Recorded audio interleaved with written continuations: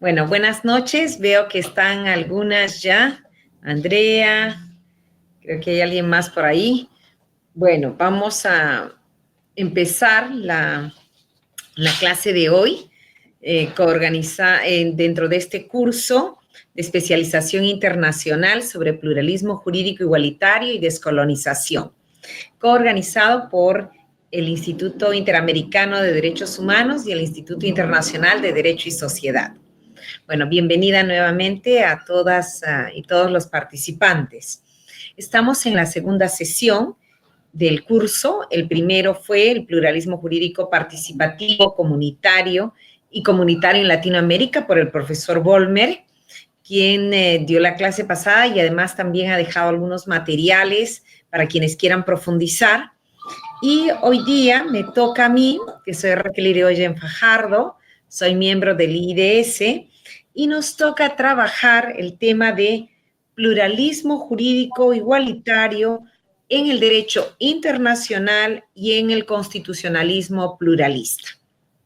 Bien, como es la metodología del curso, vamos a tener una primera parte que voy a dar yo algunos elementos que de alguna manera ya están en las lecturas, pero que nos pueda servir de motivación para tener una discusión entre todas y todos los participantes. Bueno, en primer lugar, el tema que nos toca es pluralismo jurídico igualitario. Y la palabra igualitario aquí no está por gusto. ¿Por qué? Porque históricamente vamos a ver que frente a la realidad de pluralidad de sistemas de normas, culturas, autoridades en la región, se han dado diferentes políticas. Grosso modo podemos sintetizar en tres grandes políticas. Por ejemplo, tenemos que ante la diversidad, y en este sentido, Boaventura de Sousa Santos hace una diferenciación entre pluralidad y pluralismo. ¿Por qué? Porque pluralidad es la simple existencia de diversidad. En cambio, pluralismo es una política que reconoce esa pluralidad. Vamos a poner un ejemplo. Nosotros podemos decir, cuando los españoles llegaron, encontraron diferentes creencias, ¿no? Y podríamos decir que había una pluralidad de creencias. Sin embargo, como ellos tenían un concepto monoteísta, no a todas esas creencias le llamaban religión, porque ellos creían que solo había una religión verdadera. Tenían una teoría monoteísta, o sea, solo hay una religión verdadera, solo hay un Dios verdadero, y las demás creencias son idolatrías. Entonces, a pesar de que daban cuenta de que había una coexistencia de diversos sistemas de creencias, no todos tenían el mismo valor axiológicamente y epistemológicamente tampoco les llamaban lo mismo, sino que una era religión verdadera, Dios verdadero, y las demás idolatrías. Y lo mismo nos puede pasar con el derecho. Podemos encontrar diferentes sistemas de normas, autoridades, y si tenemos una teoría monista del derecho que solo identifica el derecho con el Estado, pues entonces decimos aquí hay un sistema jurídico, un derecho, y los demás son costumbres, prácticas, e inclusive podemos considerarlas delitos, ¿no? Si es que van contra la norma que consideramos derecho. Entonces, podemos identificar una realidad plural, pero tenemos una teoría monista que nos impide llamar a eso pluralidad jurídica y simplemente la consideramos como que hay un derecho y prácticas o costumbres que no tienen el rango de derecho, ¿no? Bien, lo mismo pasa con los idiomas. Por ejemplo, podemos encontrar que hay una diversidad de idiomas, una pluralidad de idiomas, pero solo uno es oficial. Entonces, resulta que consideramos que hay un monolingüismo en términos de política, aunque en la realidad veamos que hay diferentes lenguas en las que se comunica la gente.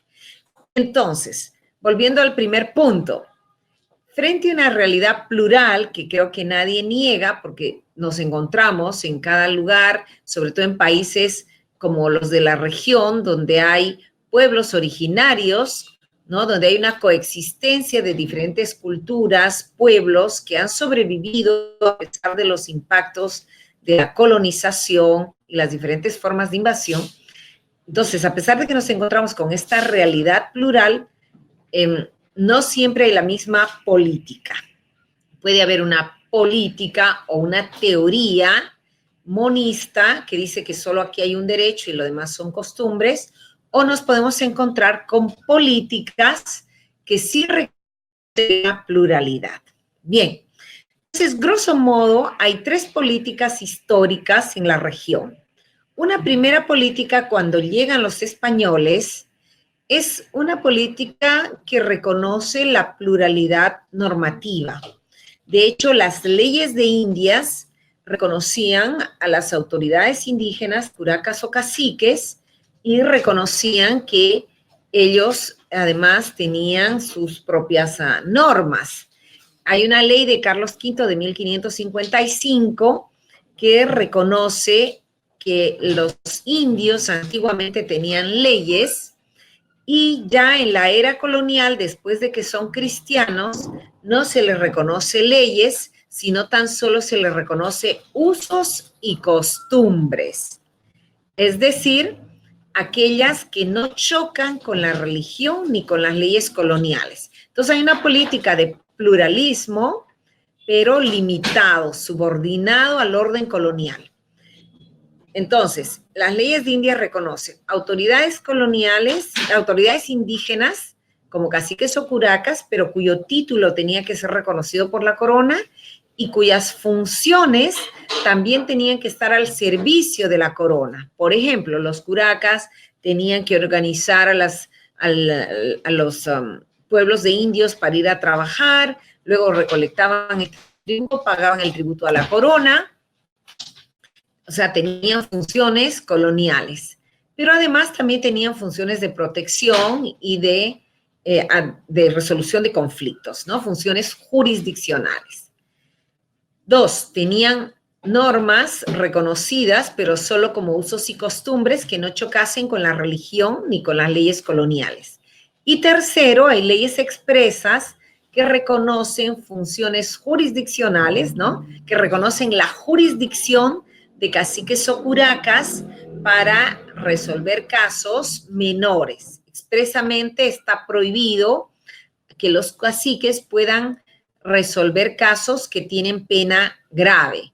Por ejemplo, si un caso es grave y tenía pena de muerte o pena atroz, no era de competencia de los caciques o curacas. Solamente ellos podían ver casos menores entre indios y resolver problemas cotidianos. Este es entonces un modelo de la política de pluralismo subordinado colonial, que por razones prácticas la corona aceptó que los curacas o caciques administraran justicia, pues porque conocían el idioma, la cultura del lugar y podían generar una cierta paz social, los mandaban a trabajar y no generaban desorden, ¿no? Pero ya los casos graves, los conflictos de tierras, los conflictos de títulos, homicidios, sedición, etcétera, eran materia de las audiencias, corregidores, etcétera. No lo podía ver la jurisdicción indígena. Entonces, este es un modelo político, el pluralismo jurídico subordinado que se dio durante la era colonial y que se dio por razones prácticas. Hay un segundo modelo político que se da a partir de los procesos de independencia, cuando los países suscriben las constituciones liberales y ahí se establece el modelo de Estado-nación. En un Estado hay una sola nación, hay una sola ley para todos, de tal manera que vamos a ver ya aquí el modelo de monismo jurídico.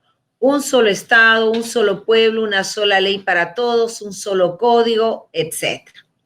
Bien, entonces en este modelo de monismo jurídico hemos vivido por muchos siglos, porque bueno, por lo menos el último par de siglos, porque las constituciones y las leyes establecían que solo el Poder Judicial administraba justicia, el Poder Legislativo daba las leyes y el Ejecutivo establecía la autoridad.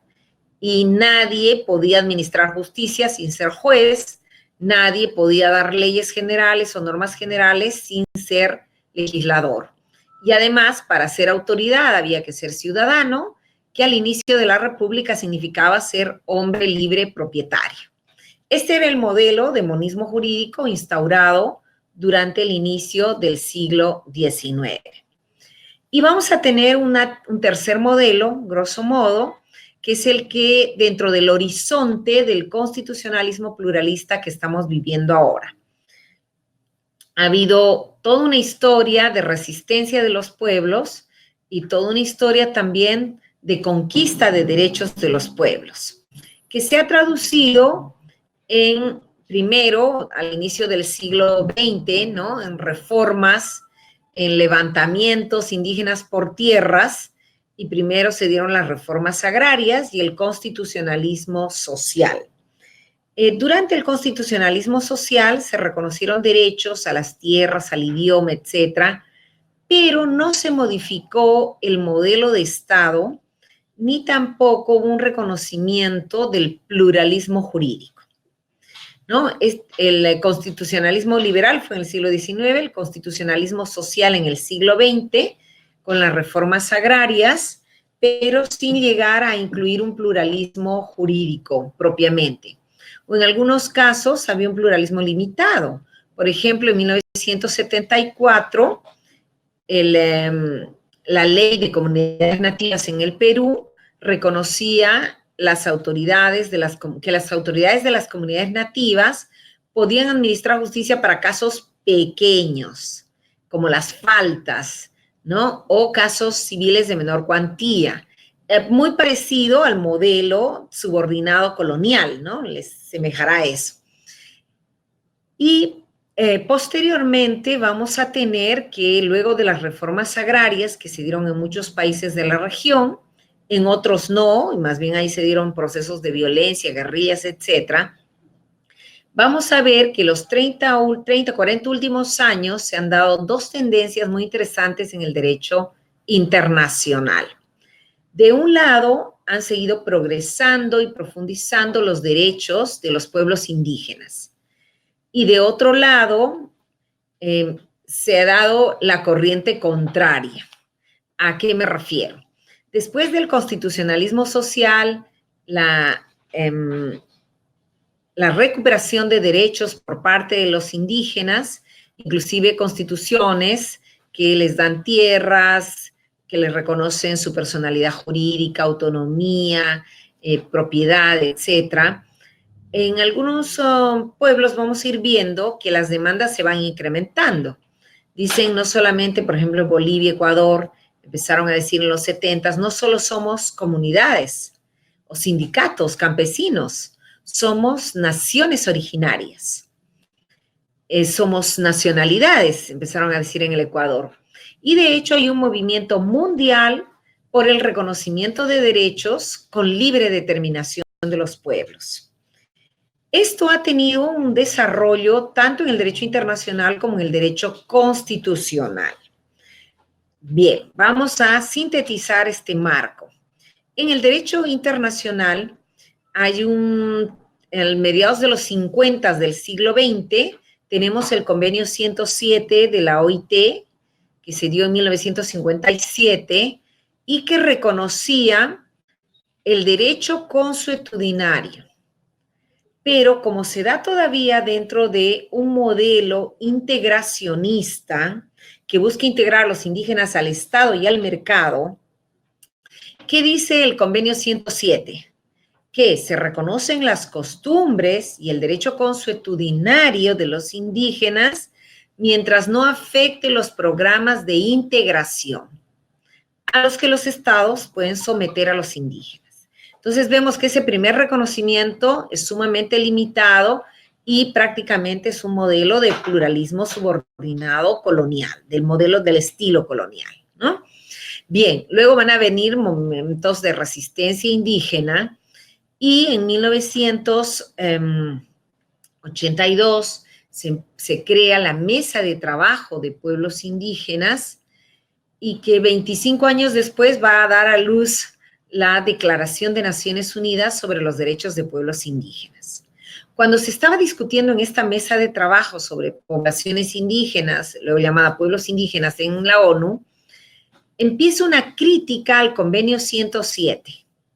Y en 1987 la OIT convoca una asamblea general para discutir una reforma, una revisión del Convenio 107 que es revisado en 1989. La Asamblea de la OIT, que como saben es tripartita, está conformada por estados, sindicatos, organizaciones sindicales de trabajadores y de empleadores, adopta el Convenio 169 de la OIT en 1989. Estamos cumpliendo 30 años de ese convenio. ¿Y qué dice ese convenio? Ese convenio cambia en puntos sustanciales el convenio 107. En primer lugar, ya no habla de un modelo de asimilación o de integración forzosa, como sí hablaba el convenio 107. Es más, dice expresamente que abandona esos modelos. Segundo, dice que reconoce expresamente el derecho de los pueblos, las aspiraciones de los pueblos a controlar sus propias instituciones, forma de vida, desarrollo, identidad, lenguas, ¿no? Idiomas, cultura, dentro de los estados en los que viven. Lo que no admitió el convenio 107 fue la libre determinación en el sentido de secesión territorial. Entonces, este convenio solo reconoce derechos dentro de los estados. Obviamente que si un pueblo se quisiera separar del estado, no puede acudir al convenio 169, sino que tendrá que apelar a los pactos de derechos civiles y políticos y otras normas internacionales. Pero desde el convenio 169 son derechos de pueblos dentro de los estados. Y ya hay un concepto que podríamos decir de estado pluripueblos que diseña el convenio, que dentro de los estados los pueblos tienen su autonomía, su identidad, sus idiomas, su territorio, sus autoridades, sus propias instituciones y su propio derecho, costumbres o derecho consuetudinario. Y ya el límite no son las políticas de integración que deciden los estados, sino simplemente el no violar los derechos humanos. Pero aún así dice, cuando haya incompatibilidad entre los derechos humanos y el derecho consuetudinario o las instituciones de los pueblos, deberá haber procedimientos para resolver esa incompatibilidad y si es necesario establecer procedimientos especiales, pero todo se rige bajo la lógica del artículo 2 del convenio, que parte de un criterio de coordinación, diálogo y de ninguna manera imposición violenta. Entonces, esto es muy importante. Entonces, a partir de 1989, hace 30 años, el derecho internacional reconoce un modelo de pluralismo de pueblos dentro del Estado, pluralismo lingüístico, pluralismo cultural y también pluralismo jurídico, que los pueblos tienen derecho al control de sus instituciones y los estados deben respetar los métodos de control de delitos, por ejemplo, dice el artículo 9, o respetar su derecho consuetudinario, dice el artículo 8, y en caso de aplicar la legislación nacional, debe respetarse el derecho consuetudinario. Antes el principio era al revés, que lo que primaba era la ley nacional y subsidiariamente se permitían las costumbres o los usos y costumbres que no chocaran con la ley. Aquí el principio es al revés. La ley nacional debe respetar el derecho consuetudinario, las instituciones indígenas, sus métodos de control de delitos y, como digo, el único límite es no violar los derechos humanos, que se debe interpretar y resolver de forma coordinada, con base en el respeto de las diferentes culturas y pueblos. Bien, entonces, aquí tenemos ya un modelo que es, de pluralismo que podríamos llamar igualitario, porque ya no se basa en la subordinación. Ahora, ustedes me dirán, pero si tienen que acatar los derechos humanos, entonces estamos ante un modelo de subordinación nuevamente. Bueno, aquí se abre lo que podríamos llamar el horizonte del pluralismo jurídico igualitario en la medida que los propios pueblos indígenas participen en la decisión de cuáles son los derechos humanos. Por ejemplo, en los procesos constituyentes, donde se definen cuáles son los derechos. Segundo, cuando participan en las instancias jurisdiccionales que resuelven los conflictos de presunta violación de derechos humanos.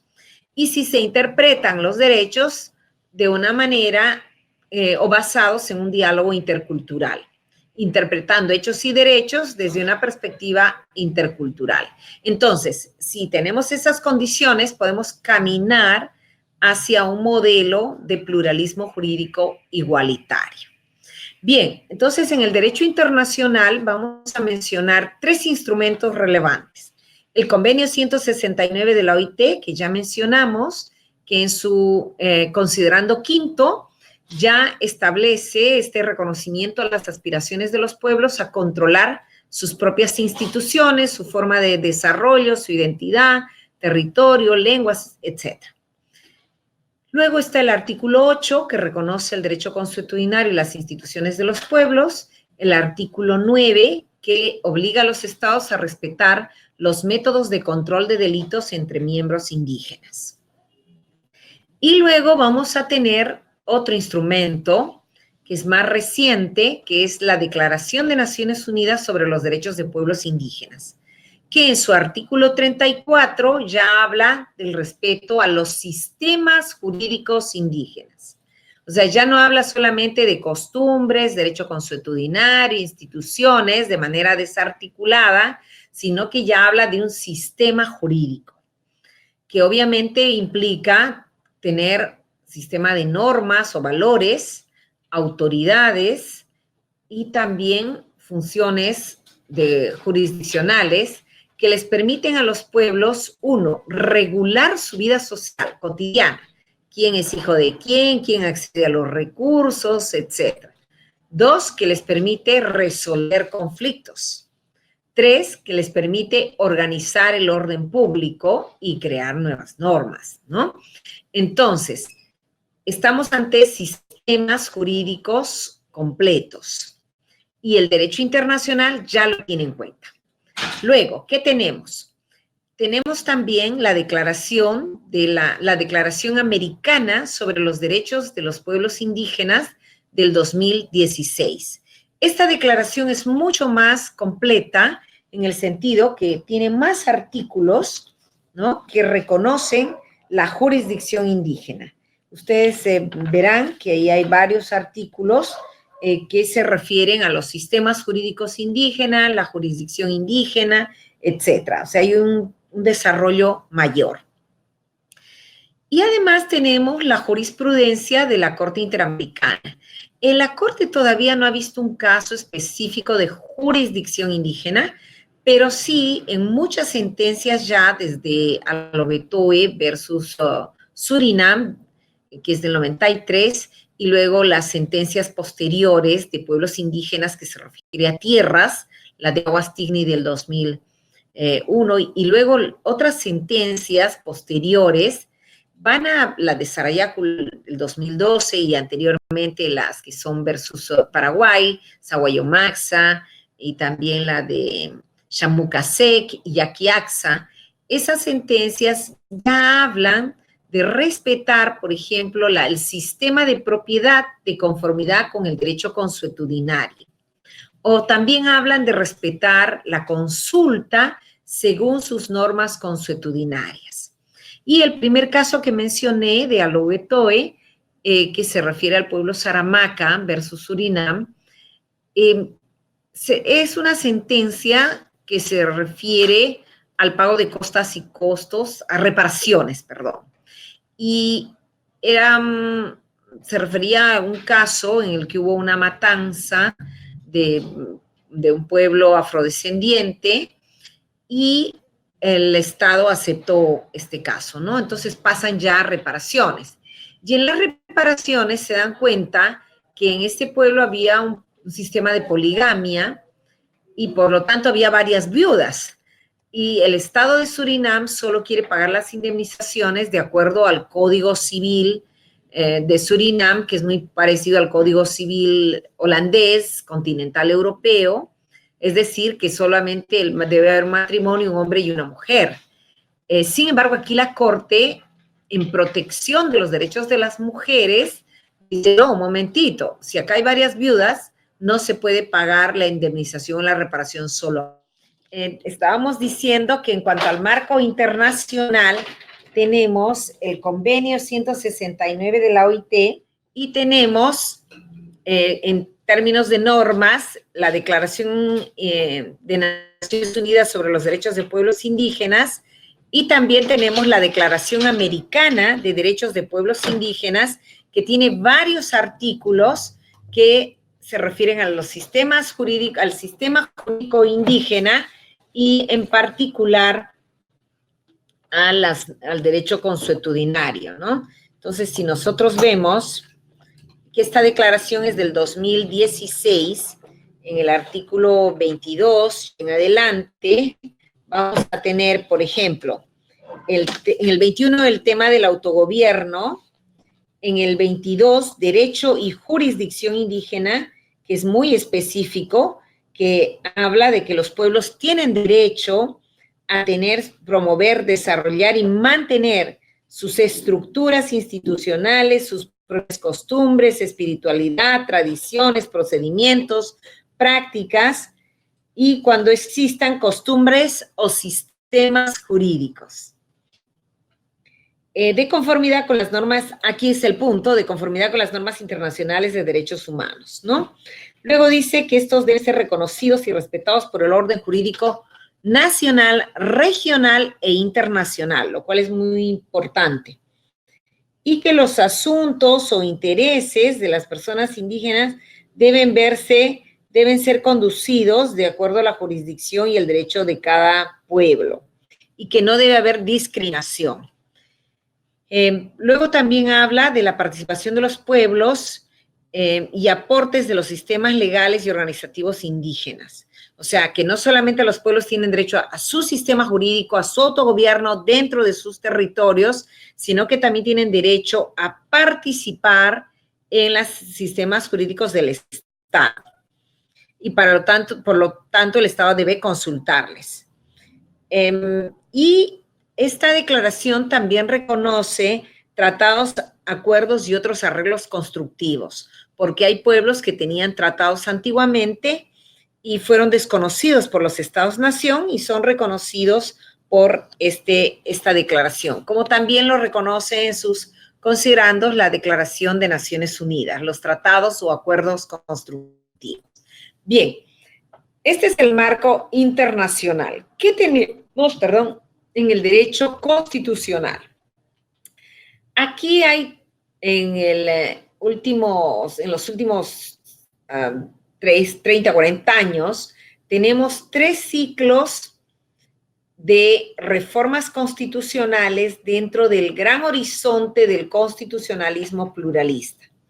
Dijimos que en el siglo XIX estamos ante un horizonte de constitucionalismo liberal, monista, que en la práctica negó el derecho indígena y generaba represión, persecución de las autoridades indígenas y sus sistemas normativos. En el siglo XX pasamos a un constitucionalismo social, integracionista, pero que máximo reconocía a las normas indígenas desde una perspectiva limitada, subordinada.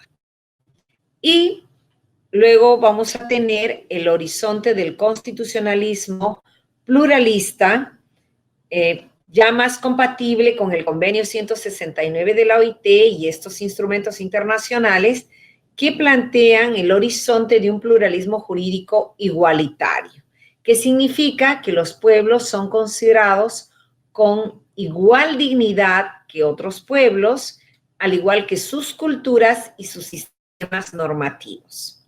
Entonces, vamos a tener 3 momentos. En los 80s, que arranca con la Constitución de Canadá, el 82, se reconoce la herencia multicultural de los canadienses. Y una fórmula parecida vamos a encontrar en la Constitución de reconocimiento de la diversidad cultural y lingüística de Guatemala del 85, Nicaragua del 87, que también reconoce la diversidad cultural y lingüística en Nicaragua. Pero además reconocen también derechos indígenas específicos.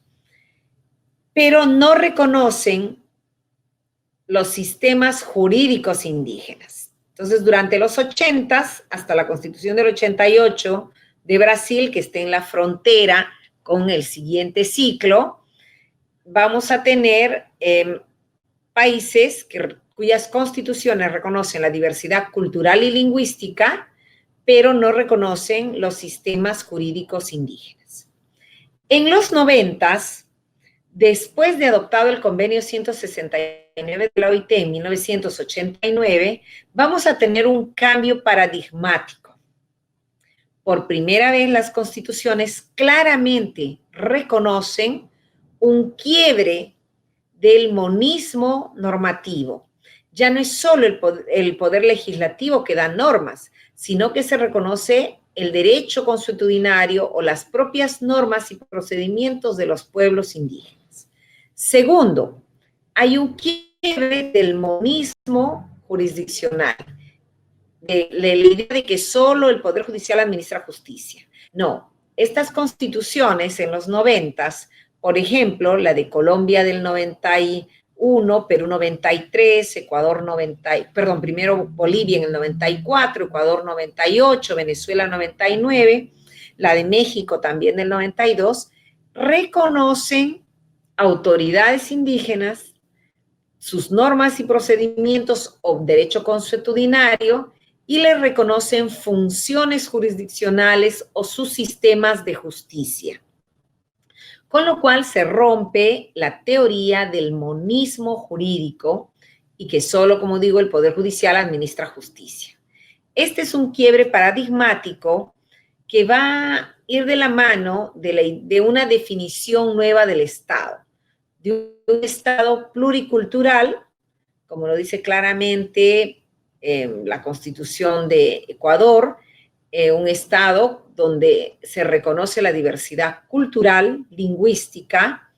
En el Perú, por ejemplo, también se dice que el Estado reconoce la pluralidad de culturas en la nación y reconoce que hay funciones jurisdiccionales de las comunidades campesinas, nativas, rondas campesinas. Entonces ya estamos hablando de un pluralismo jurídico. Y le pone, en el caso de la Constitución de Perú, como límite no violar los derechos de la persona. En las otras constituciones vamos a ver algunos límites mayores. Por ejemplo, en la de Venezuela dice no afectar el orden interno, o en la de Colombia del 91 al inicio decía que el pluralismo jurídico, o sea, la función jurisdiccional indígena o especial, no puede afectar la Constitución y las leyes. O sea, prácticamente no queda nada. Y de hecho, la Corte Constitucional de Colombia dijo que no se puede entender que la justicia indígena va a estar limitada por toda la Constitución y todas las leyes, sino solamente por 4 mínimos. Que cuando la jurisdicción indígena juzga un caso, no puede aplicar pena de muerte, de tortura, de esclavitud, y tiene que considerar, respetar su propio debido proceso. Luego, ¿qué más avances vemos en los 90s? Que se habla de un Estado, como decíamos, pluricultural. Ya en Ecuador hubo todo un debate de hablar de un Estado plurinacional, pero no se llegó a esa definición todavía. Hay una referencia en la Constitución, pero todavía durante los 80s estamos en un marco de pluralismo jurídico, pero con una idea de un Estado pluricultural, que avanza de lo que fue los 80s. En los 80 solamente era un Estado multicultural, multilingüe, ¿no? Con diversidad cultural y lingüística, pero no aceptaba que los pueblos administren justicia, ¿no? Yo recuerdo que me tocó viajar a Nicaragua en el 87 para un curso que hice en Costa Rica y tenía mucha expectativa por la Constitución de si iban a reconocer o no el pluralismo jurídico. Y a las personas que entrevisté me dijeron, no, eso no es posible, ¿no? Hay un solo código penal y hasta los indígenas se tienen que someter a eso. Estaban con todo el sistema del reconocimiento de las autonomías de la costa atlántica, pero no concebían que podía haber un pluralismo jurídico en materia normativa o en materia jurisdiccional. Hasta ahí no llegaba. Máximo, como digo, autonomías de la costa atlántica, diversidad cultural, lingüística, pero no jurídica. Y lo mismo en Guatemala del 85 y hasta en Brasil del 88.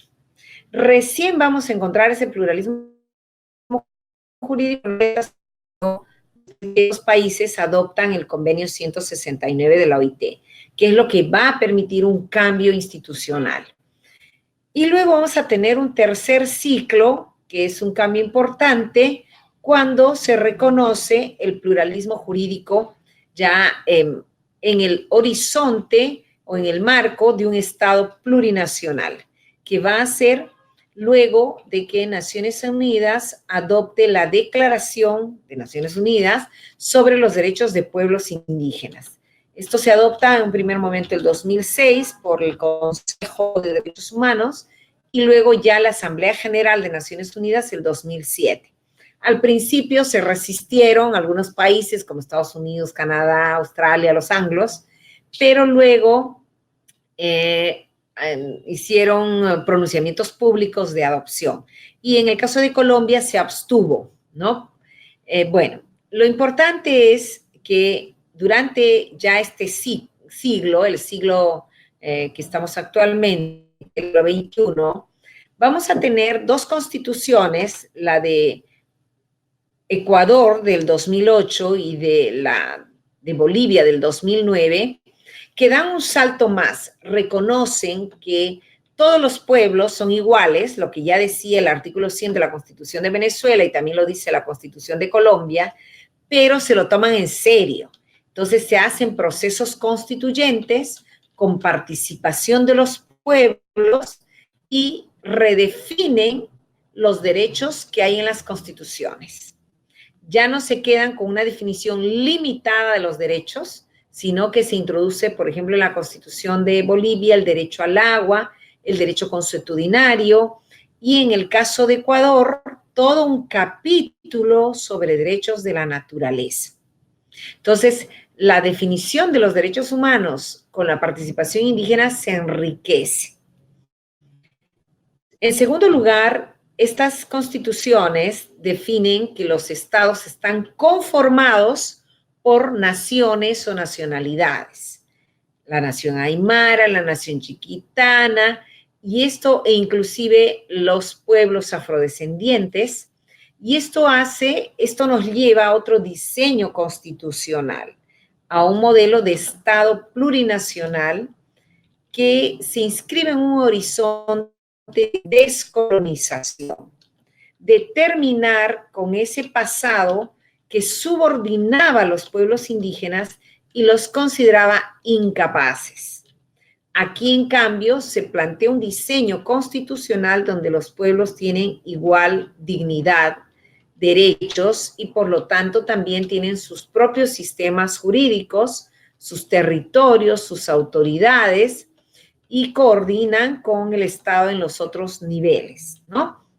Bien, esto por ahí va a lo central del modelo de pluralismo. Tal vez lo que podríamos decir, ha habido discusión en América Latina sobre las leyes de coordinación, porque todos estos modelos dicen que debe haber coordinación entre el sistema de justicia indígena, especial u originario, y el sistema de justicia llamado ordinario por la Constitución de Colombia y de ahí en adelante por todas las condiciones. En cuanto a la materia, ninguna de las constituciones pone límite expreso Por lo tanto, se entiende que la jurisdicción indígena puede ver todo tipo de materia. Tampoco ponen un límite a la persona, salvo las últimas constituciones de Bolivia y Ecuador que hablan de miembros, ¿no? Entonces, aquí ha habido un debate porque se dice que si solamente abarca a los miembros o no, que esto también va contra el principio del pluralismo jurídico y la idea de que los pueblos son autónomos, tienen libre determinación y tienen sistemas jurídicos con los cuales protegen todos los bienes jurídicos. Entonces, si alguien entra en el territorio indígena a talar árboles y destruir, no tiene sentido que ese pueblo carezca de función jurisdiccional respecto de terceros, como en la era colonial. Dentro de un modelo de pluralismo jurídico igualitario, todos los pueblos tienen derecho a controlar las conductas de cualquier tercero que entre en su territorio. Y si están fuera de su territorio, igual tienen derecho al control y al respeto de sus métodos de control de delitos entre sus miembros. En cuanto entonces a las materias, el horizonte del pluralismo igualitario no debería de poner límite. En cuanto a las personas, dentro del territorio indígena debería de poder abarcar a cualquier persona y fuera ya solo entre indígenas, ¿no? Salvo que esté en un espacio donde todos sean indígenas, obviamente. Por ejemplo, este domingo yo estuve en la Asamblea Nacional de las Mujeres Ronderas y se produjo un incidente, un robo. Estaban en la ciudad de Lima y las ronderas inmediatamente, apenas se detectó la pérdida de un celular, activaron su mecanismo y lograron encontrarlo e identificar al responsable, que curiosamente había sido el vigilante del lugar, ¿no? Pero algunos dudaban, decían, pero estamos fuera de nuestras comunidades, ¿tenemos o no competencia para investigar? Pero alguien dijo, bueno, este local nos lo han dado para nuestra asamblea, aquí estamos en asamblea y aquí tenemos jurisdicción. Como por decir, cuando uno está en una embajada, ese territorio, pues se resuelven las cosas dentro de las leyes del país que tiene la embajada, ¿no? Entonces fue muy interesante y lograron resolver ese caso. Algunos piensan que la jurisdicción indígena solo puede ver casos menores, como en la era colonial, y este es también un debate. De hecho, la ley de deslinde jurisdiccional de Bolivia está en ese sentido, que solo pueden ver ciertos casos, no pueden ver casos de violencia de mujeres, ni agroambiental, no hay unas limitaciones que van totalmente en contra del espíritu de la Constitución y van en una línea más bien de neocolonialismo. Y varios proyectos de ley en el Perú también se han inscrito en la misma línea de que la jurisdicción indígena no puede ver casos graves. En el caso de Colombia hubo varias sentencias que también pretendían limitar la jurisdicción indígena, que no vean casos de narcotráfico, terrorismo, extranjeros, militares, etc. Sin embargo, ha habido cambios importantes y la jurisprudencia actual en Colombia ha juzgado casos en los que dice que la jurisdicción indígena, en un caso de los paeses, tenía competencia para juzgar a un militar, imagínense, que era externo. También casos de narcotráfico, de homicidio y diferente, y ya no le han puesto límites a la materia, ¿no? Hay un caso en Guatemala también en el que se ha aceptado la jurisdicción indígena para casos de violación sexual y así otros. Y en el Perú, el 2004 fue el primer caso que la Corte Suprema vio sobre jurisdicción indígena. Una banda que había estado robando y hasta violó y mató a una persona. Y cuando las rondas campesinas administraron justicia en ese caso, la fiscalía les dijo, no, ustedes no pueden ver casos graves, aquí hay violación, homicidio, no pueden ver a terceros, y condenaron a las rondas campesinas en primera instancia por secuestro. Y tenían que pagar encima a los homicidas estos, les tenían que pagar reparación civil por haberlos secuestrado, ¿no? Felizmente este caso llegó a la Corte Suprema, y la Corte Suprema dijo, acá no hay secuestro, acá las rondas han aplicado la jurisdicción indígena. Con lo cual podemos decir que la jurisdicción indígena pues tiene competencia inclusive para casos de violación sexual, homicidios, etc. Sin embargo, hay una reciente sentencia del Tribunal Constitucional del Perú que plantea una regresividad muy grande. Dice, las comunidades no pueden ver casos de niñas, mujeres, etc. Otra vez regresamos a este concepto de subordinación y que esos casos deben pasar a la jurisdicción ordinaria, tal cual en la era colonial, ¿no? Felizmente este caso ha sido cuestionado ante la CIDH, por lo tanto no podríamos decir que estamos hablando de un caso firme.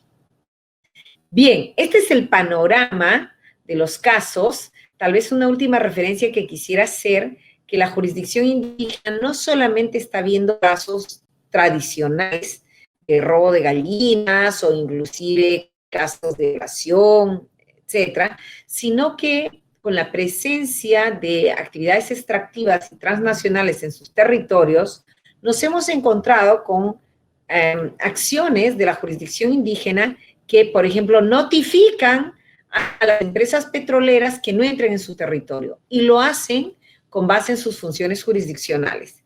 En el caso Conga, por ejemplo, las rondas campesinas notificaron a la empresa Yanacocha que no perturbe los caminos de acceso a las lagunas. O el caso del pueblo Achuar, que ha notificado a empresas petroleras que no entren en su territorio. Entonces vamos a ver que ya no solamente se trata de una administración de justicia intracomunitaria, sino que inclusive tiene que ver con empresas transnacionales, terceros y nuevas actividades. Igualmente en un pueblo me contaron que los niños del colegio se iban a jugar todos al pinball, no sé si conocen en todos los países, que son unos juegos, y ya no les hacían caso a los papás, salían del colegio, se iban ahí, y entonces en ese pueblo decidieron prohibir los pinballs, ¿no?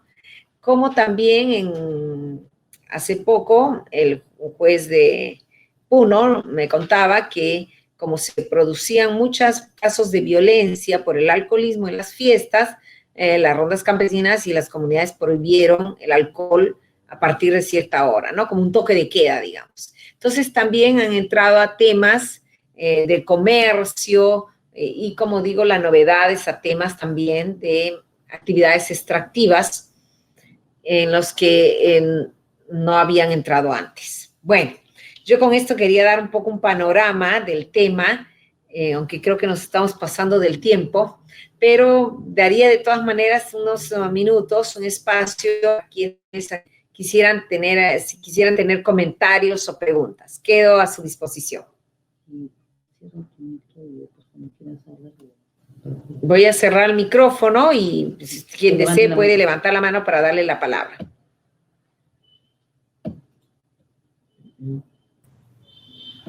¿Aló? ¿Aló? ¿Sí? Doctora, mi nombre es Daniela Saavedra, soy de Bolivia. Adelante, Daniela. Un gusto, muchísimas gracias. Tengo una consulta para usted. Bueno, en realidad son dos consultas. Una es la referida en una de las lecturas, se hablaba de las rutas históricas que siguieron los procesos de colonización y la forma de reconocimiento de sistemas normativos. Y había una, en la segunda creo, en la que se hablaba de la utilización de misiones y de grupos de colonos para ingresar especialmente a algunos territorios como La Guajira o los territorios de comunidades guaraníes. Entonces, yo entiendo bien las diferencias históricas. No obstante, el planteamiento decía, una vez instaurada la República, estas misiones ya no fueron la punta de lanza para ingresar a través de comunidades de colonos. ¿Qué perspectiva tiene en este sentido la experiencia esta de comunidades de colonos con las nuevas figuras reconocidas en constituciones, por ejemplo, como la boliviana, con las comunidades interculturales, que son grupos que sin ser pueblos indígenas están asentados en un territorio ya por algunas generaciones y en alguna medida, por ejemplo, en cuestiones de territorio, entran en colisión con grupos indígenas cuyo territorio sí tienen más bien mucho más marcado. Entonces, no sé si en esta perspectiva, por eso hacía revisión de la lectura, es si en algún momento estas comunidades de colonos van a llegar a ser un problema en choque jurídico y político y social con comunidades indígenas. Esa es una pregunta que, bueno, tal vez está lanzada ahí solo para algunos contextos. Y la segunda, es más bien compartir para que usted y los compañeros le pongan ojo a las decisiones después de la Comisión Interamericana. Hasta el momento en el sistema interamericano no hay una sentencia o no hay casos sobre jurisdicción indígena. No obstante, el año 2017 se ha aprobado una admisibilidad, o sea, el caso está en fondo ahora, una admisibilidad sobre un caso de Bolivia, es el caso del señor Javier Charquechoque. Este caso no tiene que ver específicamente con jurisdicción indígena, pero sí va a dar uno de los primeros lineamientos respecto a las obligaciones de los estados. Esta fue una persona que en esta mal llamada aplicación de justicia comunitaria terminó siendo linchada. El rol del Estado frente a estas acciones es cuestionada por parte de los peticionarios denunciando a Bolivia. La comisión ha entendido que tiene mucho fuero para entrar a fondo sobre el tema, más entendiendo que la Constitución ya le había dado a las autoridades indígenas un reconocimiento de fueros y de competencias.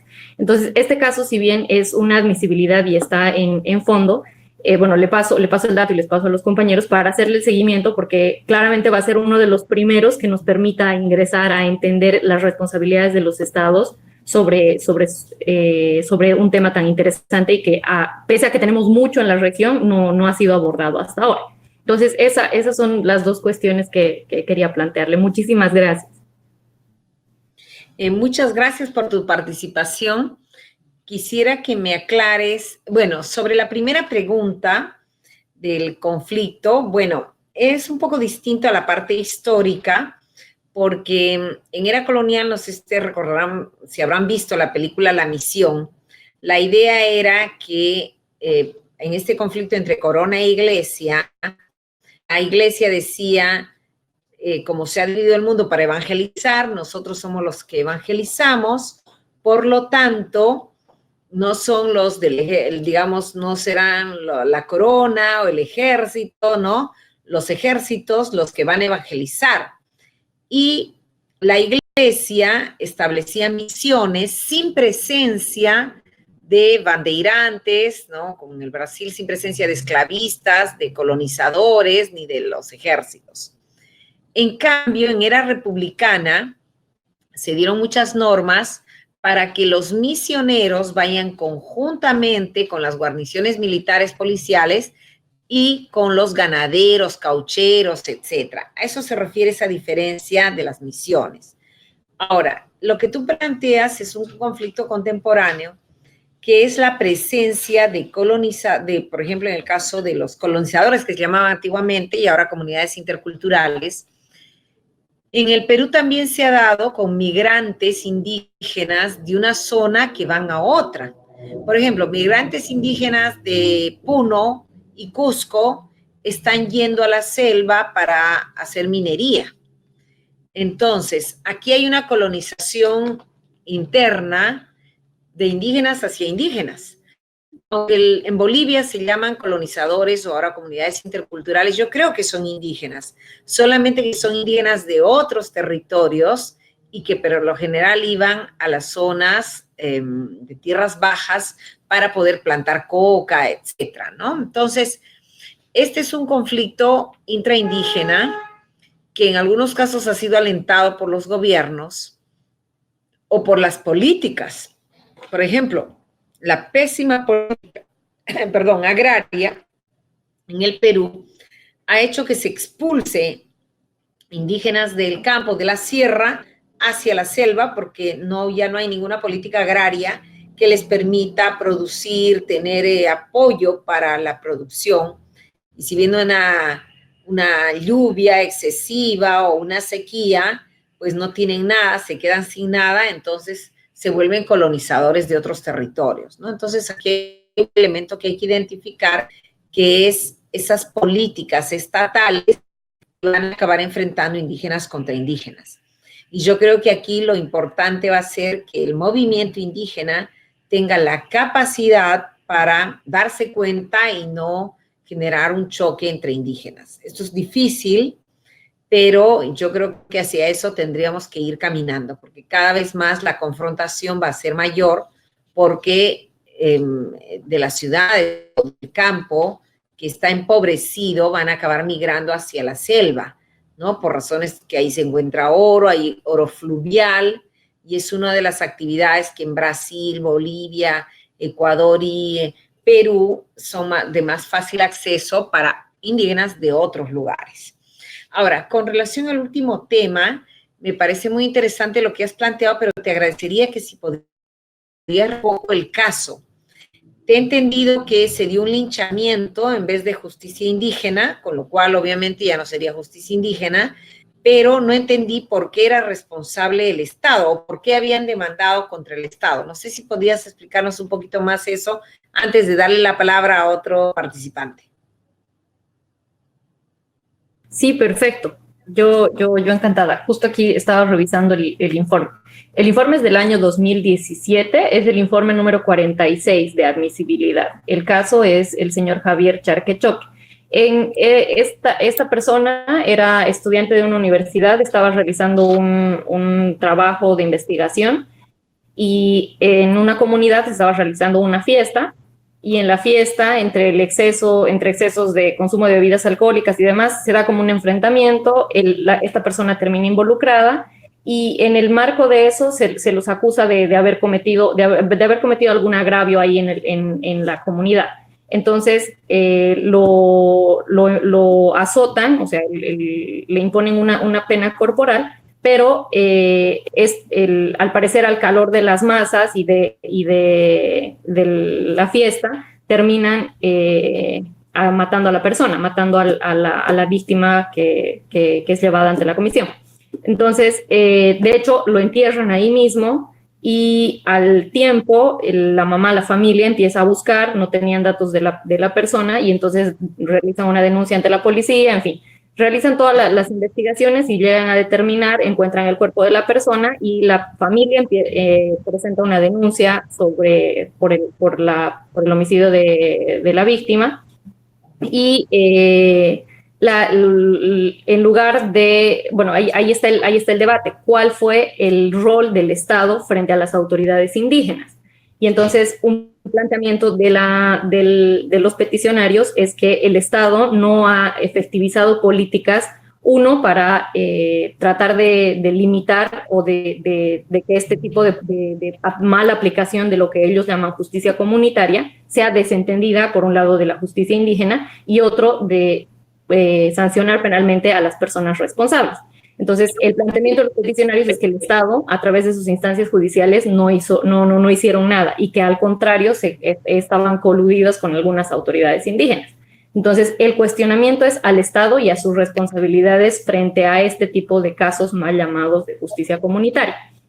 La petición ha sido admitida y ahora está en fondo. No tiene todavía un informe de fondo, pero dentro de las muchas argumentaciones que tiene que presentar el Estado y las víctimas, al margen de las jurídicas y de las investigaciones penales, el caso se está enfocando a ver si efectivamente el Estado puede desentenderse de los linchamientos sobre pretexto de decir, esta es jurisdicción, fue jurisdicción o fueron decisiones realizadas por jurisdicción indígena. Entonces, este es un caso que es bien interesante, no tiene que ver con justicia indígena como tal, pero sí que va a plantear los primeros elementos ante el sistema interamericano.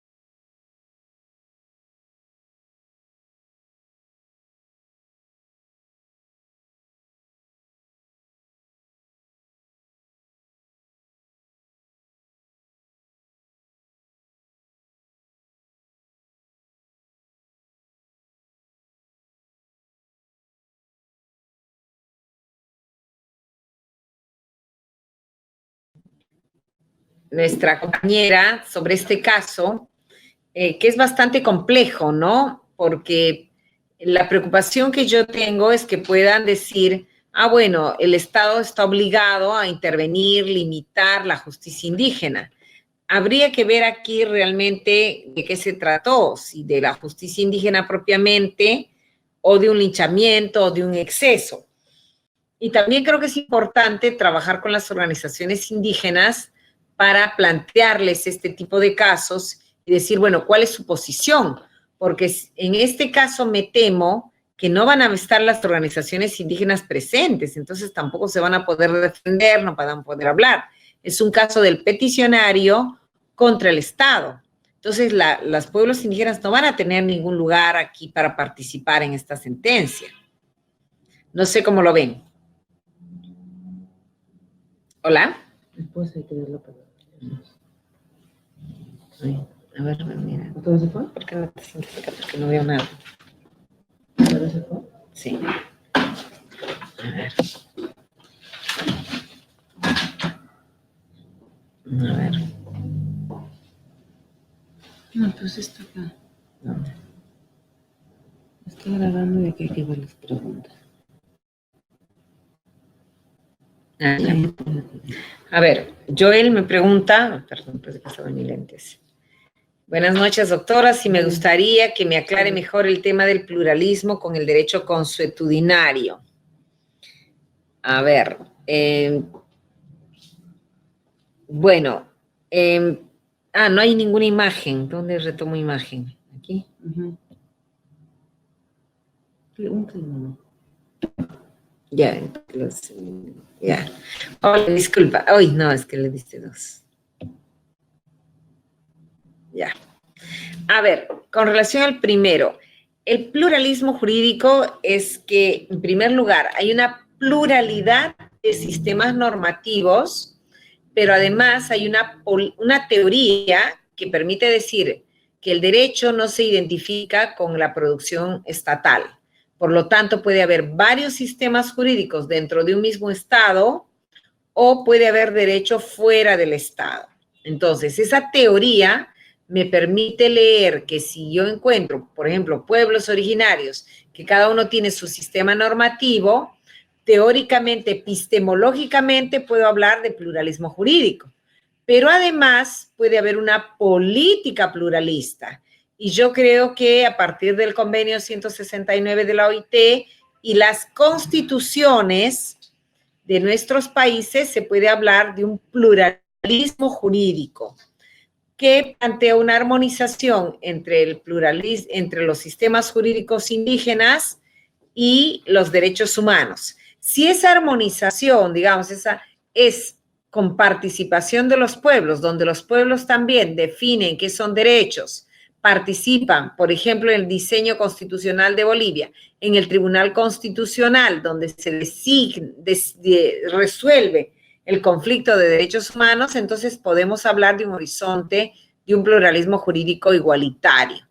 En cambio, si se usan los derechos humanos para controlar, someter o subordinar un pueblo, ya no estamos en un horizonte pluralista igualitario, sino subordinado. Y la palabra derecho consuetudinario, que la usan varias constituciones, va a depender de cómo la interpretamos. Si la entendemos colonialmente como normas o usos y costumbres que no deben chocar con la ley y la religión, o con la ley y la constitución, estamos ante un modelo subordinado. Si entendemos como por derecho consuetudinario simplemente el sistema de normas de un pueblo, no hay ningún problema. Puede entenderse también la categoría de derecho consuetudinario desde un horizonte pluralista. Bien, aquí hay otras preguntas.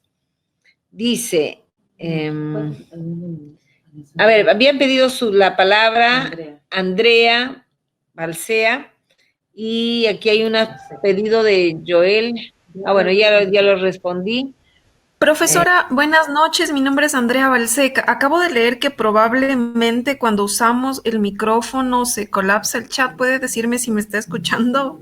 Perfecto, te estoy escuchando. Ay, muchísimas gracias. Yo quería hacerle una consulta sobre la coordinación entre la justicia ordinaria y la justicia indígena. Yo soy de Ecuador. Yo quisiera saber, desde su perspectiva, cuál sería el siguiente paso que tendría que adoptarse para la coordinación, suponiendo que hayamos ya superado el tema de declinaciones de competencias, del ámbito de aplicación territorial y personal de tanto la justicia indígena en territorios, aun cuando no fueran territorios indígenas, suponiendo que estas dificultades que son bien grandes en Ecuador las enfrentamos, pero vayamos sobre la premisa que hayamos superado esto. ¿Cuál usted cree que debería ser como lo que debería perseguir la coordinación entre ambas justicias? Por ejemplo, nosotros enfrentamos ahorita el caso que algunas comunidades indígenas en ejercicio de su jurisdicción, que es lo que les otorga la Constitución, han solicitado, por ejemplo, a la Policía Nacional que les ayude a notificar y detener a personas que están siendo procesadas dentro de la comunidad. Por ejemplo, en temas de delitos contra la integridad sexual, se solicita, por ejemplo, la colaboración de los equipos técnicos de las unidades jurisdiccionales, es decir, médicos, psicólogos, por ejemplo, peritos médicos, peritos psicólogos, para que puedan presentar un informe en el caso que conoce la jurisdicción indígena. Entonces sería un perito médico, tendría que hacer el examen de una víctima, digamos, no por orden judicial de un juez ordinario, sino más bien por una autoridad de administración de justicia indígena. Entonces, mi pregunta va encaminada en, este debería ser el camino en el que tiene que ir enfocadas estas coordinaciones entre ambas justicias, sobre todo por una preocupación, porque la forma en la que tradicionalmente se administra justicia indígena no es a través de estos exámenes periciales, por ejemplo. Hubo un caso recientemente donde se solicitó la justicia indígena, solicitó apoyo a la justicia ordinaria para que a través de un peritaje se pudiera determinar si una persona ya fallecida hace varios años era o no padre de una persona que ya era en ese momento adolescente, para determinar el derecho de alimentos, por ejemplo. Entonces, estas coordinaciones, digamos, más puntuales, es a lo que deberíamos propender, pero también tomando en consideración que no necesariamente es la forma en la que usualmente la comunidad administra justicia. Esa sería mi pregunta. Bien, sí, yo creo lo que tú has dicho, Andrea, que los sistemas jurídicos no son estáticos. Y ya hay una sentencia de la Corte Constitucional de Colombia desde hace muchos años que se trataba de un caso en el que los indígenas infractores se habían escapado. Y la Corte de Colombia dijo que la autoridad indígena, como cualquier autoridad jurisdiccional, tenía el derecho de solicitar el apoyo de la fuerza pública para que le regrese a esos indígenas que se habían fugado, ¿no? Entonces, sí es cierto que la jurisdicción indígena, como autoridad jurisdiccional, tiene la potestad de pedir el apoyo de la fuerza pública. Y esto también ha sido consagrado en la Ley de Rondas Campesinas de Perú, en un inciso que se pone que las rondas tienen derecho a pedir el apoyo de la fuerza pública y que debería incluir efectivamente médicos legistas, certificados de ADN, o sea, una serie de peritajes, normas, pruebas que la justicia indígena tranquilamente podría pedir. Yo no veo ahí ningún tipo de inconveniente, sino que más bien realiza el sentido de función jurisdiccional. Es más, yo creo que a donde se tendría que ir avanzando en la coordinación es que, por ejemplo, cuando una autoridad indígena resuelve un conflicto de tierras, debería de ser directamente inscribible en los registros públicos. O cuando resuelve un problema de filiación, los sistemas de registros de identidad tendrían que cambiar el nombre. Aquí en el Perú, la RENIEC se hace, que es el registro de identidad, se hace mucho conflicto para ello. Y, por ejemplo, hay un caso que se va a ventilar justo en la justicia constitucional el martes que viene, es el de una señora indígena mashiguenga que quedó viuda. Su esposo era profesor bilingüe y por lo tanto recibía una pensión del Estado como profesor. Cuando él muere, ella solicita el pago de la pensión al gobierno regional correspondiente de Madre de Dios. Y le dicen, eso solo cabe si usted está casada. Entonces le dice, bueno, 40 años he estado casada según el derecho mashiguenga, ¿no? Y además pasó por ahí un obispo y nos dio un papelito de que estamos casados. Entonces, ¿qué le responde esta autoridad educativa regional? Bueno, primero usted haga un juicio civil para ver si le reconocen ese papelito que tiene ahí del obispo, y cuando usted concluye ese juicio civil, que le reconozcan su matrimonio, su unión de hecho, etcétera, entonces recién viene a pedir la pensión. ¿Qué pasa en ese caso? La autoridad indígena, que es la autoridad jurisdiccional según la Constitución, en una asamblea determinó que ella era la viuda y además que ella era la que tenía derecho a la pensión. Y mandó un oficio a la autoridad educativa del gobierno regional diciendo, páguele usted la pensión de viudez porque nosotros hemos determinado que ella es la viuda y que ella tiene todos los derechos correspondientes. ¿Qué dijo el gobierno regional? Pues se rió. Dijo, ¿qué va a venir acá, no? Un indígena de una comunidad a ordenarme a mí que yo pague una pensión. Entonces la comunidad y la señora interponen, la viuda interponen una acción de amparo contra el gobierno regional diciendo, oiga, usted respete la autoridad indígena que ha determinado quién es la viuda, que ella estuvo casada para empezar, que ella es la viuda y que le corresponden los derechos de pensión de viudez y todos los demás. Ante esto, el propio juez que recibe el caso dice, bueno, en este caso la señora pues que está pidiendo su pensión es parte legítima, pero ¿qué hace el APU, que es el presidente de la comunidad en este proceso? Él no tiene nada que ver y lo retira del proceso. Ese extremo es apelado y llega hasta el Tribunal Constitucional. Y el Tribunal Constitucional lamentablemente no entra al fondo, que debió haber entrado, pero dice, oiga, señor juez, admita usted la demanda y vea el caso de esta autoridad indígena. Entre al fondo, que se trata de un tema de jurisdicción indígena. Entonces, este caso va a ser muy interesante, estamos con mucha expectativa de cómo se va a resolver, porque por primera vez se planteó un conflicto jurisdiccional, ya no entre la autoridad indígena y el juez, ¿no? Penal o civil, sino entre la autoridad indígena y una autoridad administrativa de rango regional a la que la autoridad indígena le está ordenando que pague.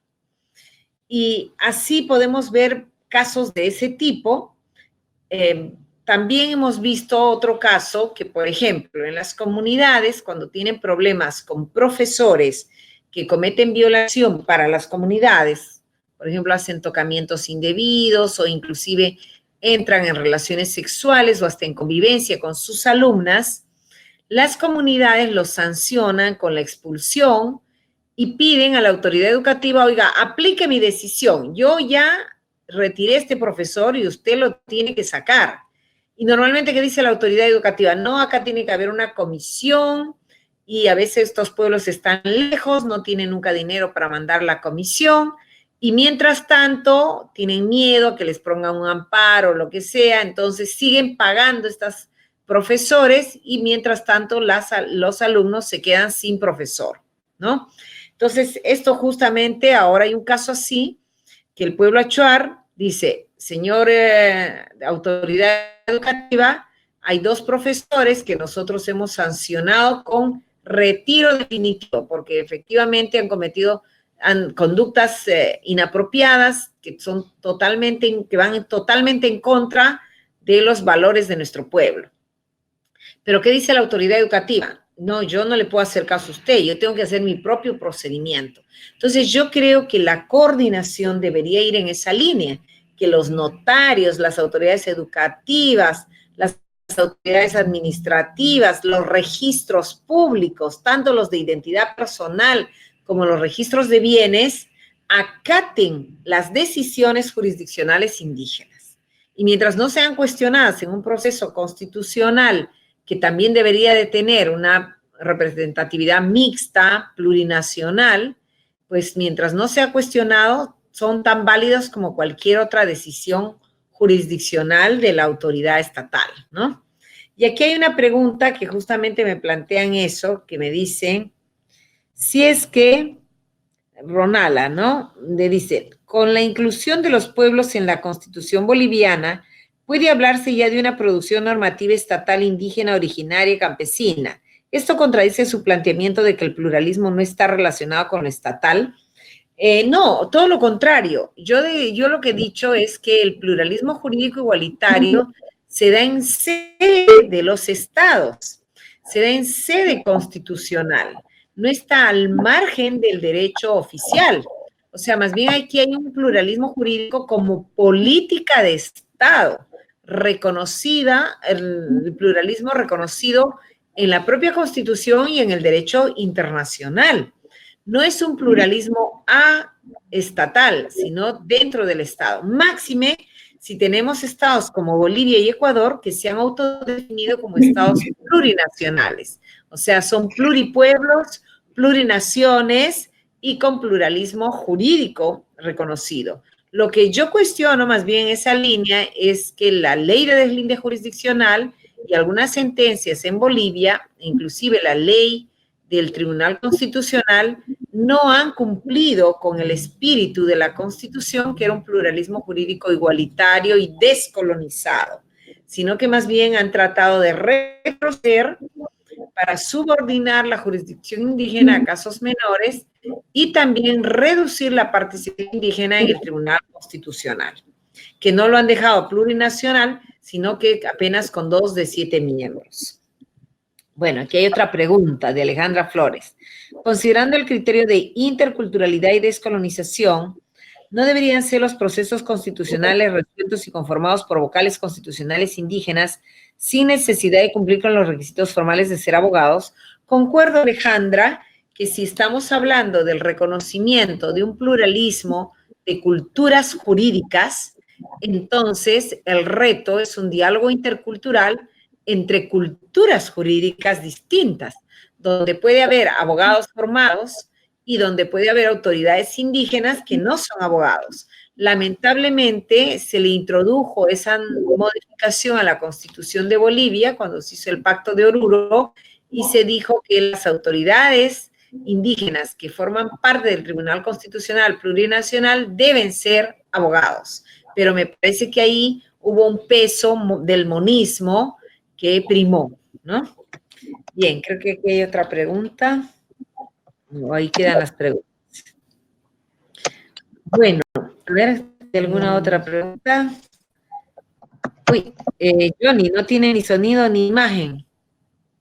Espero que haya recuperado el sonido y la imagen. Y si no, también todo el programa ha sido grabado y lo vamos a volver a colgar. Creo que está en 2 partes, pero va a ser colgado. Se va a editar y unificar las partes y por lo tanto van a poder volver a oír toda la videoconferencia. Profesora, ¿me escucha? Sí. ¿Me escucha, profesora? Sí. Sí, Carlos de Tarija, Bolivia. Dime. ¿Me escucha? Sí. Sí, mi pregunta radica en lo siguiente. Leyendo las lecturas suyas de su trabajo, en la Argentina, Chile, por ejemplo, el genocidio fue casi total. Y se ve que esos países reconocen, Argentina parcialmente y Chile no reconoce el convenio 169 de la OIT. Pero en el caso boliviano y ecuatoriano, los genocidios fueron parciales, donde el Estado no tenía, digamos, el dominio sobre los pueblos indígenas, y con esta idea de pluralismo y Estado plurinacional, yo me hago una pregunta, ¿no viene de toda esta movida del posmodernismo y es como una estrategia para que el Estado empiece a abarcar a estos pueblos indígenas que no había colonizado y se constituya en un neocolonialismo para de alguna manera insertarlos o subordinarlos al mercado y de alguna manera idealmente reconoce ese pluralismo, pero normativamente, pero en la práctica lo económico subordina todo. Esa es mi pregunta, doctora. Bien. Perdón, ¿cómo es tu nombre? Carlos Benún, de Tarija, Bolivia. Carlos, mira, no sé si te oí mal, pero en caso de Argentina y Chile, sí han adoptado el convenio 169 de la OIT. Lo que no tienen es un pluralismo jurídico en sede constitucional, pero sí han ratificado el convenio.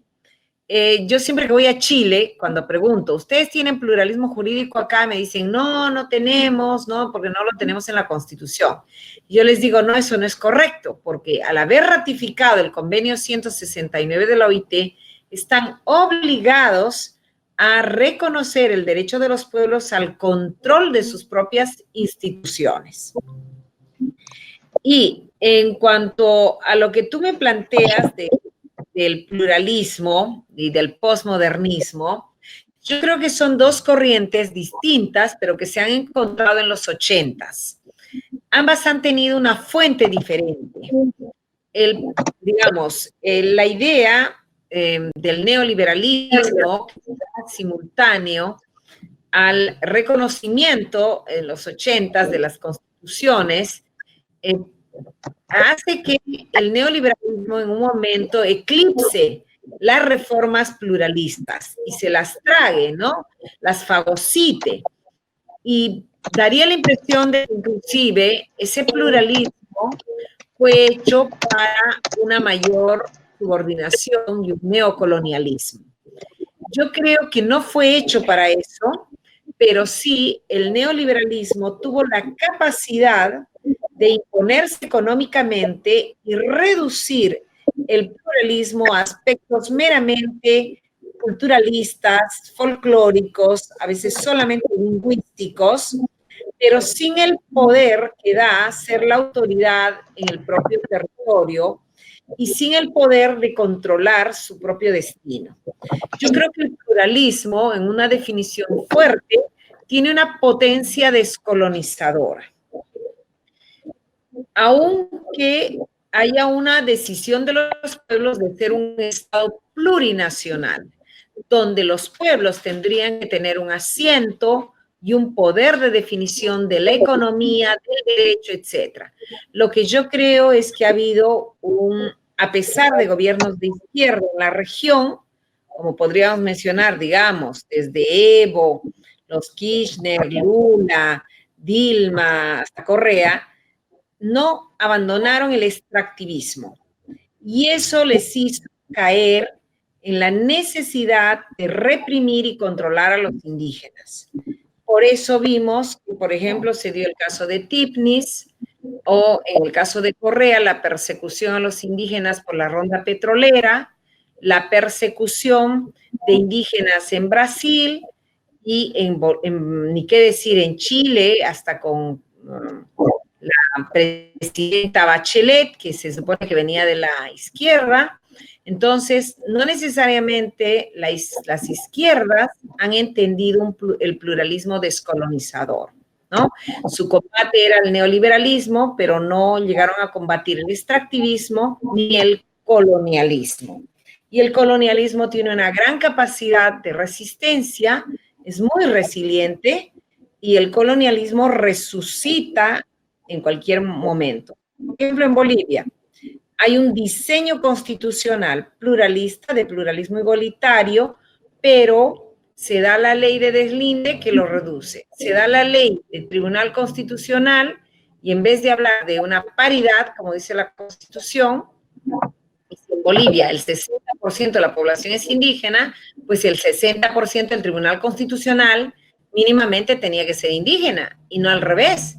La ley del Tribunal Constitucional dice que debe haber 2 indígenas de 7 miembros, cuando tendría que haber sido al revés. Es más, dice que esos 2 miembros tienen que ser abogados, además, ¿no? Entonces, Yo creo que hay marco para una resistencia del pluralismo igualitario y hay marco para un cuestionamiento de estas políticas que intentan subordinar y reducir, ¿no? Así que yo no diría que el pluralismo ha sido hecho para una neocolonización. Yo creo que las políticas neocolonizadoras se cuelan a través de todo, pero yo no diría que el pluralismo intrínsecamente sea neocolonizador, sino todo lo contrario. Y bueno, aquí hay una última pregunta. Dice, en muchos casos la justicia comunitaria es más efectiva que la justicia ordinaria, por lo menos eso pasa en Cajamarca, con las rondas campesinas, es un pequeño comentario. Sí, yo creo que las rondas campesinas son muy eficaces y buscan resolver todo tipo de casos. Sin embargo, por ejemplo, hemos visto que el Ministerio del Interior llegó a una provincia de Cajamarca, Bambamarca, hizo convenios y tratado de convencer a las rondas de que no pueden ver casos graves, que los casos de homicidio o violación sexual deben pasar a la justicia ordinaria y que las rondas prácticamente son como los secretarios, ¿no?, de la justicia ordinaria, la mesa de partes. Entonces hay un intento ahí de reducir la justicia rondera, que es una justicia que plantea la autonomía indígena, y limitarla a ver casos menores. Bien. A ver, creo que Víctor tenía una pregunta ya, que creo que será la última pregunta, porque creo que nos hemos pasado un poco del tiempo. ¿Hay alguien más que quería hacer una pregunta o lo dejamos ahí? Bien, bueno, dejamos ahí. Muchas gracias por sus comentarios. Yo creo que este tema es muy importante, da para mucho. Sobre todo hay un gran cuestionamiento de la justicia indígena en materia de género, ¿no? Porque dicen que, yo no sé si hay algún último comentario a este respecto, porque cuestionan que la justicia indígena no resuelve los casos de mujeres o no resuelve los casos de violencia doméstica o de violación sexual, porque no pone 30 años para un violador. Yo no sé si alguien tiene, antes de terminar, algún comentario sobre este tema. Si la justicia indígena no debería de ver casos de violencia sexual o violencia contra las mujeres porque la justicia indígena no es igualitaria y no plantea la igualdad entre hombres y mujeres. ¿Alguien tiene un comentario final sobre esto?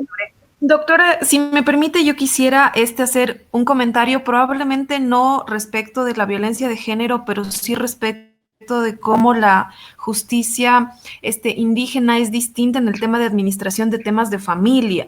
Aquí en Ecuador hubo un encuentro entre feministas y lideresas indígenas y conversaban, por ejemplo, sobre el derecho de los alimentos. Entonces, quien impone las pensiones alimenticias son jueces ordinarios y la mayoría de las personas que están pagando, digamos en este ejemplo, son hombres indígenas que por la naturaleza propia de las actividades que realizan no tienen, digamos, un acceso a un monto mensual fijo. Y claro, decían que los padres en asamblea comunitaria se ponían de acuerdo para regalarle al hijo como que semanalmente, como que varias cosas, no con la intención de suplir el tema del dinero, que es lo único que ve la legislación ordinaria, sino también como que inclusive que trabaje en la tierra, o sea, como que el desarrollo interno dentro de la comunidad con una visión diferente, que es la visión comunitaria, algo que cuando los jueces de familia otorgan una pensión alimenticia, no la hacen. Entonces ahí era como que, claro, estamos nosotros conversando desde el tema de protección de derechos para niños, niñas y adolescentes, desde la visión, que es lo que usted comentaba al inicio, de los derechos humanos, pero occidental. Pero cuando esto se enfrenta a los derechos claro, y la cosmovisión distinta de los pueblos indígenas, hay un choque, porque las mujeres indígenas buscan que sus hijos reciban, digamos, el dinero. Pero la asamblea comunitaria trata de llegar a un acuerdo dentro del padre y la madre para que no solamente sea el dinero, pero no ha habido ningún caso, y eso es justo lo que comentaban, que a pesar de que haya habido un acuerdo interno en la comunidad, que la madre haya desistido, porque ese es un derecho irrenunciable de los niños a la luz de nuestro Código de Niñez y Adolescencia. Entonces, ahí, por ejemplo, el tema de coordinación entre los resultados que da cada una de las medidas que da tanto la justicia indígena como la justicia ordinaria, digamos, no hay encuentro. Sí, ese es un tema muy importante, pero ahí no tendría que corresponder más bien solo la jurisdicción indígena. Es decir, si el caso se da dentro de comunidades indígenas.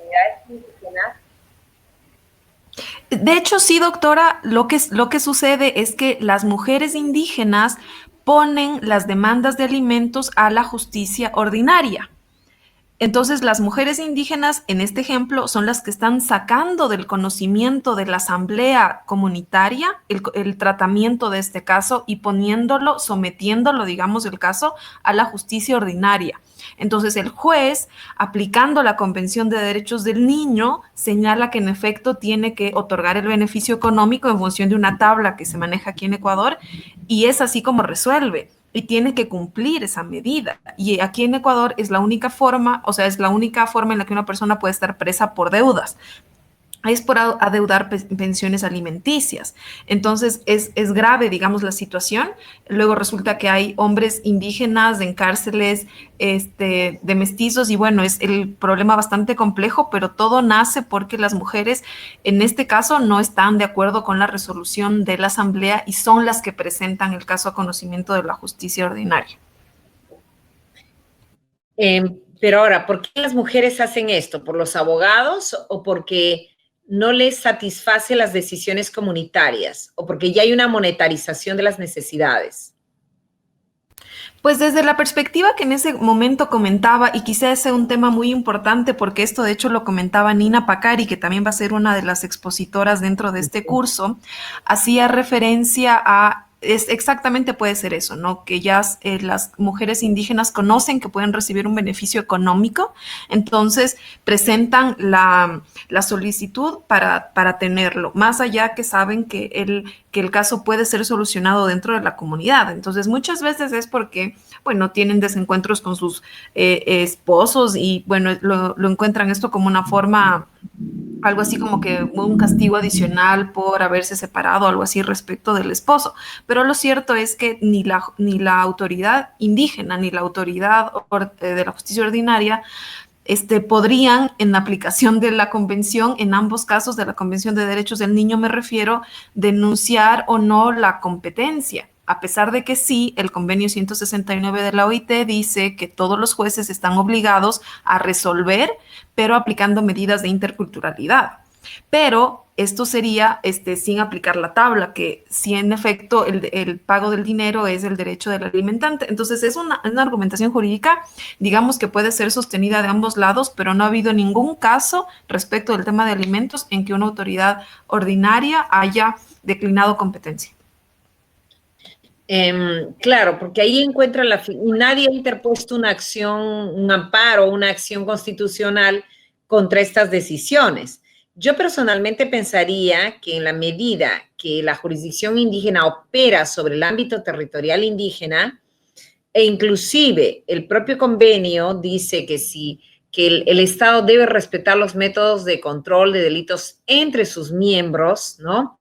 Este delito al no pago de la pensión alimentaria es un delito que correspondería directamente a la jurisdicción indígena. Entonces, aquí creo que se trata de fortalecer de un lado la jurisdicción indígena y de otro, como tú dices, preguntar a las mujeres por qué se van a la jurisdicción ordinaria.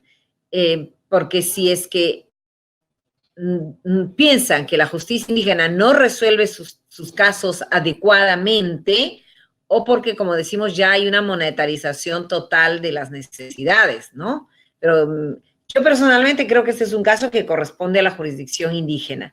Y en este sentido, las rondas campesinas más bien tenían una opinión al revés. Decían, cuando una mujer se va a la justicia ordinaria para pedir pensión de alimentos, es fatal. Primero, si se va a las rondas, ahí es distinto. ¿Por qué? Porque en la justicia ordinaria, primero, que los hombres niegan a los hijos. Entonces tiene que haber examen de sangre, ADN. La definición de la filiación demora años.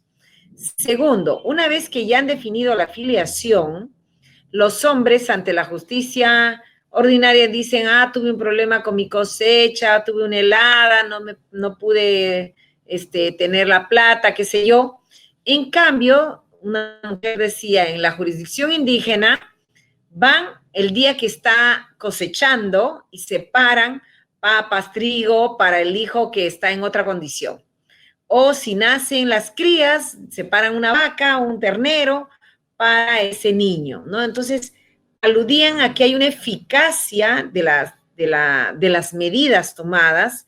En cambio, si se van a la justicia ordinaria, los hombres se escapan, niegan a los hijos, los juicios demoran, y más bien hay digamos, un interés mayor de ir hacia la justicia rondera porque les parece más eficaz, ¿no? Entonces, a mí me sorprende que aquí daría la impresión de que estas mujeres ven que la justicia ordinaria es más eficaz. ¿Es así? En algunos casos, lamentablemente, y le digo porque hay algunas comunidades de la Sierra Central aquí en Ecuador, donde la mayoría de autoridades de administración de justicia indígena son hombres.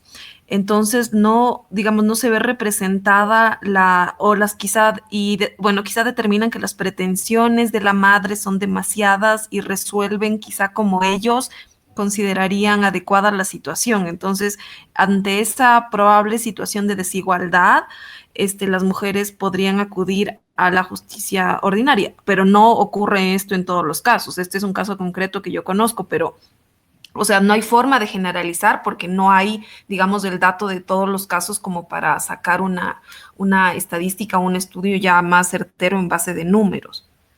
Uh-huh. Sí, yo creo que esta es una materia que de repente vamos a tener que estudiar en algún momento, profundizar el tema de las justicias y las mujeres, ¿no? Porque efectivamente el pacto patriarcal existe en todos los sistemas. Decía que este fin de semana estuve en un encuentro de mujeres ronderas y de todas maneras ellas prefieren la justicia rondera, pero cuestionaban que algunos hombres se protegen entre ellos porque hay el pacto patriarcal, pero me pareció interesante la opción, no era tanto irse a la justicia ordinaria, sino fortalecer la justicia rondera, aumentando las mujeres en la justicia rondera. Decía, las mujeres tenemos que ser más autoridades, participar más en la autoridad rondera para que podamos protegernos entre las mujeres, ¿no? Entonces, es una opción muy interesante que en vez de irse hacia la justicia ordinaria, la opción que han tenido es de fortalecer la justicia propia con una mayor participación de las mujeres para evitar el pacto patriarcal, podríamos decir así, ¿no? Bien. Hay aquí unas preguntas en línea. Uy, Carmelita dice, no escucho nada. No, yo lo respondo. Ya escucha. Luis Esparza dice, profesora, gracias por la videoconferencia, los pluralismos mejor estatuidos, el constitucionalismo en la región como Bolivia y Ecuador se concibieron en un contexto de crisis del régimen neoliberal de sus países de la mano de un sujeto colectivo diverso, conformado por organizaciones indígenas que previamente lograron un momento destituyente de su clase política y su clase empresarial locales y luego dispararon en un momento constituyente. Bien, gracias por el comentario, Luis. Bien. Aquí había otro comentario de Leni. Dice, la justicia indígena es muy limitante para la mujer. En el caso de la participación de herencia, termina hasta la hija, la cual no puede suceder a sus hijos, ya que solamente ve el entorno familiar por el apellido. ¿Cómo se podría mediar o analizar este tema en relación a lo que dicen los derechos humanos sobre los derechos de la mujer? A ver, perdón, se movió esto. Específicamente en el caso del derecho a la herencia de la tierra. Yo creo que aquí el analizar la realidad actual, por supuesto, pero también entender las causas de lo que ha habido. Por ejemplo, al menos en el caso del Perú, y si vemos los países andinos, había curacas anteriormente, curacas mujeres, y eso fue antes y durante la era colonial. Pero pasada la era colonial con la República, hubo una orden, por ejemplo, el caso de los decretos de Bolívar de 1824 y 1825, que ordenó parcelar las tierras de los pueblos de indios y abolir el curacazgo. O sea, ya no podía haber mujeres curacas. Y las alcaldías solamente eran de hombres, que fue una institución traída por los españoles. Y a partir del siglo XIX, la parcelación de tierras solamente podía estar bajo la titularidad de hombres. Entonces hubo una masculinización de la autoridad indígena, ¿no? Yo creo que es importante hacer este análisis histórico para ver cuál es el origen de estos mecanismos por los cuales las mujeres no heredan. Si es parte de un modelo patriarcal propio, originario, indígena o importado. Pero al margen de eso, lo relevante es que ahora hay prácticas patriarcales o modelos de, por ejemplo, de herencia que dejan a las mujeres sin herencia, ¿no? Y que la transmisión se hace vía los hombres. Habría que ver si por ese mecanismo se compensan realmente o las mujeres se quedan desprotegidas. Yo creo que estamos en un momento muy interesante de estos encuentros del feminismo urbano, también con feminismos comunitarios y con mujeres de pueblos indígenas que ya están empoderadas. Y ellas también están planteando cambios interesantes, ¿no? Yo personalmente creo que en vez de irse a la justicia ordinaria, es más interesante el planteamiento de las mujeres indígenas que quieren modificar los propios patrones indígenas de relación y de resolución de conflictos. Porque si se van a la justicia ordinaria solamente y no se modifica el patrón indígena de justicia, esto no le resuelve a largo plazo. O solamente puede resolver para aquellas mujeres que pueden acceder a la justicia ordinaria. Y ahí también se van a encontrar con jueces, policías, machistas, patriarcales. O sea, no necesariamente irse a la justicia ordinaria es una garantía de atención y cumplimiento de los derechos de las mujeres, ¿no? Bien, tal vez aquí vemos el último comentario de Joel. El pluralismo tiene que ver con intereses de poder. Desde su perspectiva, el pluralismo, ¿en qué tipo de escenario social y político y hasta económico es el más favorable? Yo creo que el pluralismo, en principio, es un cuestionamiento al modelo de monismo jurídico, que a su vez plantea que hay un solo pueblo, una sola lengua, un solo idioma, y es el resultado de una forma de dominación. Por lo tanto, el pluralismo cuestiona el monismo como forma de dominación de un cierto grupo económico, una etnia, un pueblo sobre los otros, y plantea que todos los pueblos tienen igual dignidad y derechos. Eso es un cuestionamiento político, económico, ideológico y cultural muy de fondo, porque plantea una lucha descolonizadora. Bien, y aquí hay otra pregunta. ¿Qué recomendaría para que en el Perú se pueda construir un sujeto colectivo constituyente que incluya también a los pueblos indígenas peruanos, aprovechando la crisis institucional peruana actual? Miren,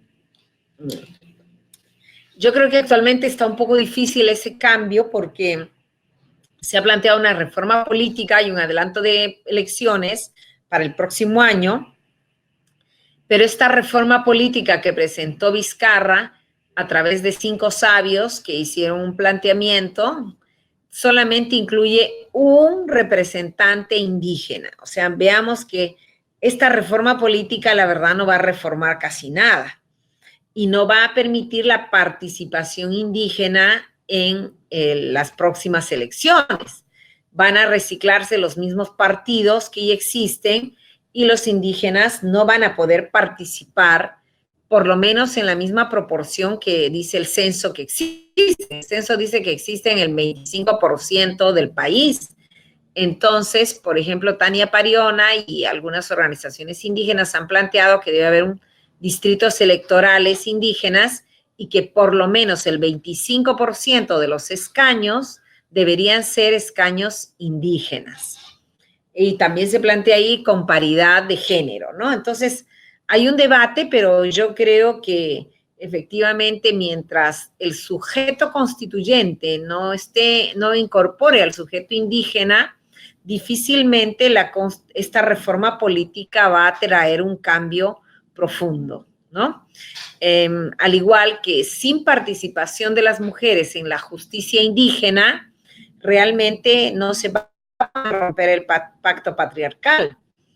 Y nuestra esperanza de que los jueces ordinarios, que también son igualmente machistas y patriarcales, atiendan debidamente los casos de las mujeres, es bastante ilusorio porque nos vamos a encontrar con que las mujeres tienen que viajar, con lo cual se perderá la custodia de la prueba, los hombres dirán, ya no hay cómo probar mi culpabilidad, ¿no? O igualmente, si los hombres son machistas, los jueces son machistas, las mujeres indígenas tampoco tendrán mucha esperanza. Entonces, yo sí creo que es importante cuestionar el colonialismo de la justicia, pero cuestionar también el patriarcado de todos los sistemas de justicia para que las mujeres podamos tener un acceso real a la equidad o la justicia misma, ¿no? Bueno, creo que hay más preguntas que respuestas. Les agradezco su participación. Si tienen algunos cuestionamientos, o yo les agradeceré. Yo estoy particularmente interesada con este tema de la justicia y su impacto en las mujeres. Y también si hay un tema de igualdad, hay un concepto de igualdad en los pueblos indígenas sobre las mujeres, les voy a agradecer que nos escriban. Mi correo personal es raquelyf@gmail.com, o también pueden escribir al correo del curso.